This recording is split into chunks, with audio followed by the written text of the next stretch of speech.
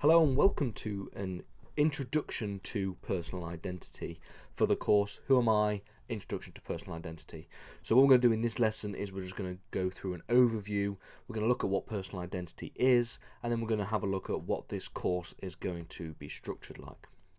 So really, what do we mean when we talk about personal identity? Well, personal identity is just really what we would describe as the status of being a person. The question of who we are as people is a deeply important philosophical question, and it also has very important implications in science, psychology, law and politics. The question of what it is to be a person is also a lot linked a lot with ethical issues such as abortion and whether or not people are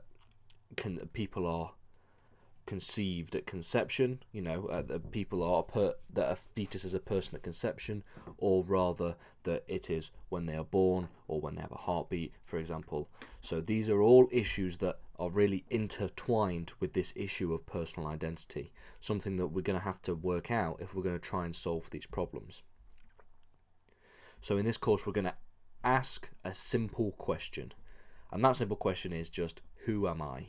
What do we mean when we're talking about personhood and personal identity?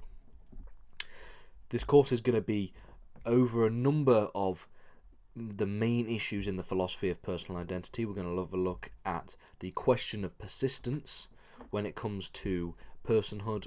We're going to have a look at one view of personhood, which is known as the bodily view of personal identity.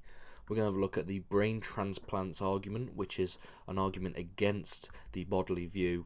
We're going to have a look at the psychological view of personal identity, and we're going to have a look at the long life problem, which is also a critique of the psychological view.